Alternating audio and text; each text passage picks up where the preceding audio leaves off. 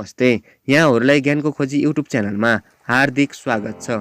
इजरायली लेखक युभल नोह हरारीले लेखेको विश्व प्रसिद्ध दुई पुस्तक Sapiens the brief history of humankind र Homo Deus the brief history of टुमारोलाई समीक्षा गरी अनलाइन खबरले लेखेको आर्टिकल मानव विकासको इतिहास र भविष्यको लेखाजोखा भाग 2 यहाँनिर प्रस्तुत गर्न गइरहेको छु। यदि तपाईहरूले यसको पहिलो भाग हेर्नु भएको छैन भने यो भिडियो हेर्नुभन्दा अगाडि यसको पहिलो भाग हेर्नु हुन हार्दिक अनुरोध गर्दछु। यसको पहिलो भागको लिङ्क तल डिस्क्रिप्सनमा दिएको अवगत गर्न चाहन्छु। कृषि क्रान्तिसँगै इतिहासमै पहिलोपल्ट मानवले प्रकृतिको कानुन फेर्ने दुस्साहस गर्यो। 4 अरब वर्षदेखि पृथ्वीमा एउटै मात्रै कानुनी प्रणाली थियो, प्राकृतिक छनौटको सिद्धान्तमा आधारित प्रणाली। तर कृषि क्रान्ति मार्फत मानव प्रजातिले त्यस सिद्धान्तलाई चुनौती दिँदै मानव छनौटको प्रणाली स्थापना गर्न थाले। आफूलाई आवश्यक चिज छनौट गर्ने, त्यसको संरक्षण गर्ने र हुर्काउने। गहुँदेखि गाईसम्म, काजुदेखि कुखुरासम्म मानवीय आवश्यकताका जीवजन्तुहरूले कर्मिक विकासमा ठुलो फड्को मारेर विश्वभर फैलिए। 8000 वर्षभन्दा अघि मध्यपूर्वको मैदानमा मात्रै पाइने एउटा सामान्य घाँस, जसले हामी गहुँ भन्छौँ, आज विश्वको 24 करोड हेक्टर जमिन ओगट्न सफल भयो। योग्य मात्रै बाँच्ने प्रकृतिमा गहुँको यो विशाल फैलावट कर्मिक विकासको हिसाबले ठुलो सफलता हो। धेरै मान्छेहरू मानवले गहुँ वा गाईलाई घरपालुवा बनायो भन्छन्। त्यसो होइन, बरु गहुँ वा गाईले गर्दा मानव घरपालुवा भयो। हरारी तर्क गर्छन् कृषि क्रान्ति मानव इतिहासको सबैभन्दा ठुलो घोका थियो। जङ्गली युगमा सिङ्गो मैदान, खोला, जङ्गल र खुल्ला आकाश मानवका वासस्थान थिए। तर कृषि युगपछि मानवहरू खेती हुने ठाउँ नजिकै घामपानी छल्ने, अन्नपात थन्काउन मिल्ने माटो ढुङ्गाले बनेका ससाना संरचनामा कैद भए, जसलाई घर भनियो। कृषि युगले ल्याएको अर्को महत्त्वपूर्ण परिवर्तन भनेको त्यसपछिका मानवमा भविष्यप्रतिको चिन्ता देखिन थाल्यो। खेती नफले के खाने, मौसम बिग्रिएर वा ओसिना परेर बाली सखाप हुने हो कि, भविष्यको चिन्तासँगै अन्नहरू सञ्चय गर्न थालियो र त्यो सँगै अनाज फल्ने माटोको माया हुर्कियो। त्यो सोच नै एक किसिमको सामाजिक र राजनीतिक प्रणालीको आधारशिला थियो, हरारी लेख्छन्। फिरन्तेबाट एकै ठाउँमा बस्नेमा फेरिएपछि गाउँ बन्न थाल्यो। केही सय मान्छे बस्ने पृथ्वीको पहिलो मानव बस्ती जेरिसको गाउँ अहिलेको प्यालेस्टाइन भएको ठाउँमा ईसापूर्वक 8500 बन्यो। युफ्रेटस, सिन्धु र येल्लो नदीका किनारहरूमा गाउँ देखा परे।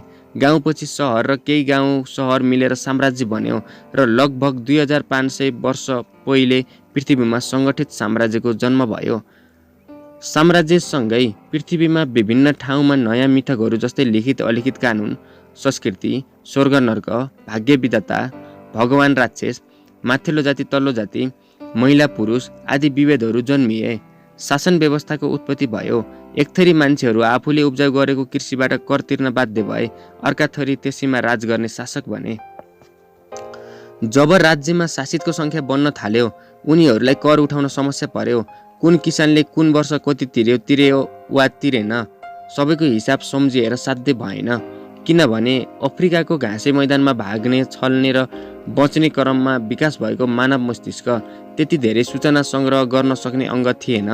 मानव दिमागमा हिसाब किताब राख्न नसक्ने भएपछि जन्मियो नम्बर र लेख्ने प्रणाली। राज्यमा धेरै गाउँ भएपछि गाउँहरूबीच आवत जावत बन्न थाल्यो र मानवका आर्थिक र सामाजिक आवश्यकताहरू बन्न थाले। एकपछि अर्को नयाँ सुविधाको खोजीको कहिले समाप्त नहुने असीमित दौडमा सामेल भयो मानव। विरत आवश्यकताले काममा विशिष्टीकरण ल्यायो। घर बनाउने, खेती गर्ने, पशु पाल्ने, फलफुल लगाउने, बिरामी हेर्ने फरक फरक पेसाका मानवहरू देखा परे। यी फरक सिप भएका मानवबीच धेरै वस्तु र सेवाको विनिमयको लागि भरपर्दो र चुष्ट सतही माध्यम चाहियो। त्यसले मानव कल्पनाशीलताको सर्वोत्कृष्ट आविष्कार अर्थात् पैसा जन्मायो। 4000 वर्ष पहिले सुरुमा अफ्रिका र दक्षिण एसियातिर समुद्री जीव काउरीको खपटा पैसाको रूपमा प्रयोग हुन थाल्यो, हरारी लेख्छन्। चाहे खपटा होस् या आधुनिक कागजको डलर, वस्तु जे जस्तो भए पनि त्योसँग जोडिएको मूल्य र त्यसप्रतिको आम विश्वास महत्त्वपूर्ण थियो। आज विश्वमा पैसा भनेको कागजी नोट वा सिक्का होइनन्, त्यो फगट विश्वास मात्रै हो। त्यसैले हरारी लेख्छन्, आज विश्वभरि भएका कुल मौद्रिक सम्पत्ति मध्ये 90% पैसा त बैङ्कहरूको कम्प्युटरको हिसाबमा मात्र सीमित छ। हरारीका अनुसार मिथकका रूपमा निर्माण भएका साम्राज्य र पैसा जत्तिकै महत्त्वपूर्ण तेस्रो कुरा रिलिजन वा धर्म हो। आज विश्वमा कुनै पनि मानव यी 3 कुरा धर्म, राज्य र पैसाबाट अछुतो छैन। उनी भन्छन् रिलिजनलाई अहिले मानिसहरू विभेद, मतभेद र फुटको स्रोतको रूपमा हेर्छन्। तर इतिहासमा रिलिजनले मानव जातिको एकीकरण र सहकार्यमा महत्त्वपूर्ण भूमिका खेलेको छ। मानव कल्पनामा निर्मित सामाजिक संरचना विरत हुँदै जाँदा सामाजिक सम्बन्धहरू कमजोर बन्न पुगे र कतिपय अवस्थामा निकम्मा बने। त्यसलाई बलियोसँग बाँधिराख्न त्यही समाजले चाहेको वा त्यसबाट स्वीकृत भएको नियम कानुन अपुग बन्न पुग्यो। मानवभन्दा पर अन्य केही दैवी शक्तिद्वारा निर्मित मूल्य र मान्यताको आवश्यकता तड्कारो भयो। तिम्रो भाग्यमा कुनै शक्तिले यस्तै लेखिदिएछ वा फलाना भगवानका अनुसार तिमीले यो कुरा खायो भने मरेपछि नर्क जान्छौ वा यसो गर्यो भने स्वर्ग जान्छौ जस्ता मिथकहरू निर्माण भए। हरारी लेख्छन् अहिलेसम्म सबै धर्मको केन्द्रीय सोच हामीभन्दा पर अर्को कुनै अदृश्य शक्ति छ र त्यसको मूल्य मान्यता र खटनपटन मार्फत हामी चलेका छौँ भन्ने नै हो। अहिले धर्म, पैसा र राज्यमा आधारित भएर प्रत्येक मानवले एक आपसमा सहकार्य गरिरहेका छन्। त्यसकारण हरारीले मानव जाति एकीकरणको सूत्रका रूपमा यी 3 कुराहरूलाई मानेका छन्। पुस्तकको तेस्रो भाग मानव जातिको एकीकरणमा केन्द्रित छ, जहाँ धर्म, पैसा र साम्राज्यको विविध आयामहरूका बारेमा चर्चा गरिएको छ। बेबिलोन जस्तो ठुलो साम्राज्य बनाए पनि, इजिप्टमा भीमकाय पिरामिड खडा गरे पनि आज भन्दा 500 वर्ष अघिसम्म पनि पृथ्वीमा मानव प्रभाव खासै घनीभूत र शक्तिशाली भएको थिएन। कृषि क्रान्तिपछि पनि प्रति व्यक्ति उत्पादन सधैँ स्थिर रह्यो। 16औं शताब्दीमा स्पेनिस म्यागेलान एक्सपिडिसन भन्दा अघि यस संसारको परिक्रमा कुनै मानवले पनि गरेका थिएनन्। मानवलाई यस संसारमा भएका 99.9% जीवजन्तु र पारिस्थितिकीय प्रणालीका बारेमा ज्ञान थिएन। त्यही अज्ञानताको महसुस गर्ने बेलामा मानवलाई चेत भएको हुनुपर्छ। जीवन र जगतको अध्ययन नगरेसम्म आफ्नो क्षमताको अभूतपूर्व वृद्धि सम्भव छैन। मानवले आफ्नो अज्ञानतालाई स्वीकार गरेर प्रगतिको चेतना हासिल गर्यो। पछिल्लो चरणमा यही प्रगतिवादी अवधारणा आर्थिक अवधारणामा रूपान्तरण भयो, जसको एकमात्र उद्देश्य उत्पादन, व्यापार र पुँजीको वृद्धिमा केन्द्रित थियो, जसले पुँजीवादी अवधारणा जन्मायो। जब उत्पादन बढाउने र पुँजी वृद्धिको पुँजीवादीको भोक र आर्थिक उत्पादनसँगै शक्ति आर्जन गर्ने साम्राज्यवादी लालचले वैज्ञानिक क्रान्तिमा आफ्नो प्रगति देखे। क्रमिक विकासको यात्रामा मानव दौड सुपरसोनिक जहाजको गतिमा कुद्न थाल्यो। 200 वर्ष पहिले वास्प इन्जिन बनाउने कामदेखि सिलिकन भ्यालीमा प्रत्येक दिन उत्पादन हुने ग्याजेट निर्माणका पछाडि निरन्तर उत्पादन बढाउने र पुँजी वृद्धि गर्ने पुँजीवादी मान्यताले काम गरिरहेको छ।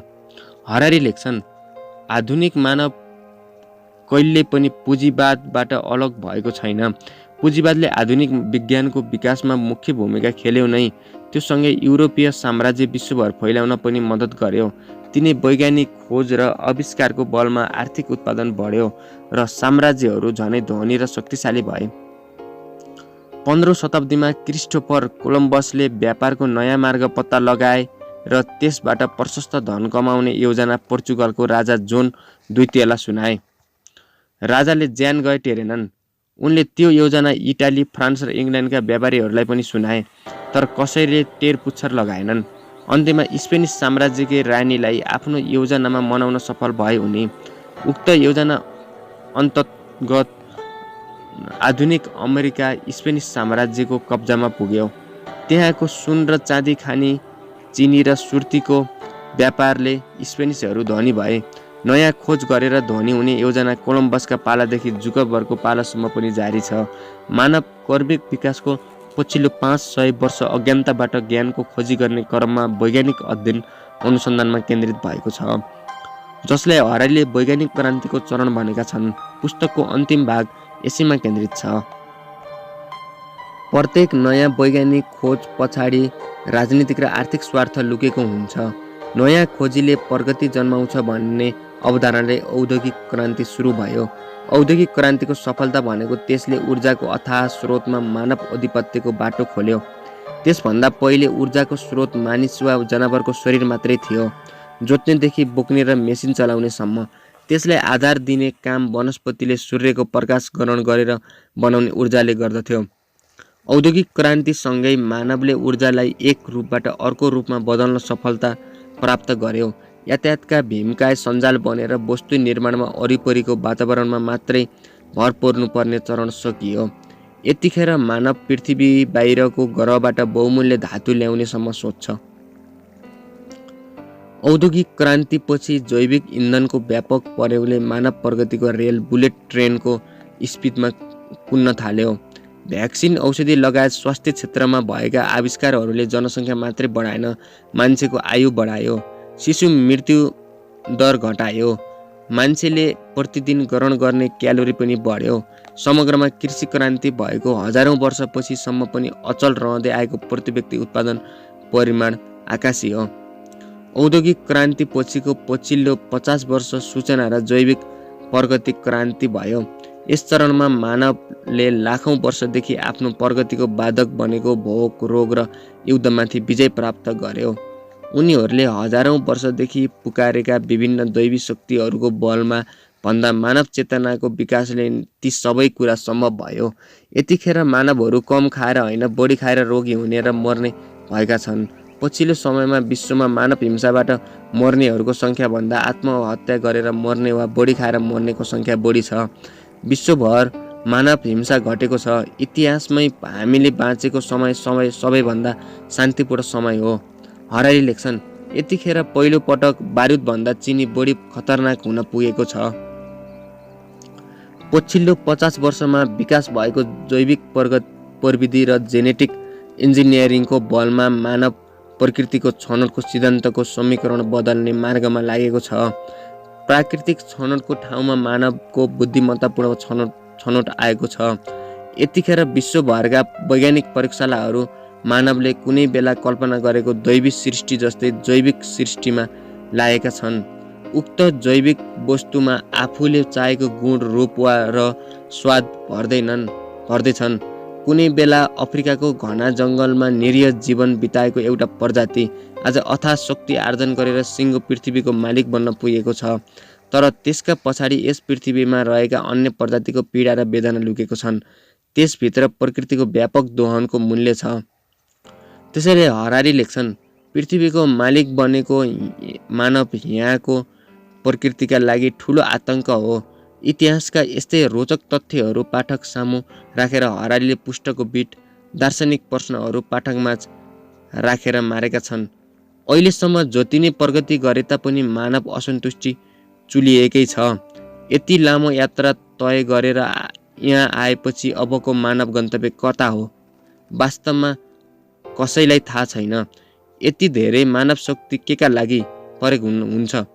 आखिर मानव के चाहिरहेको छ, के बन्न खोजिरहेको छ? हस् त, हजुरहरूलाई यो भिडियो कस्तो लाग्यो?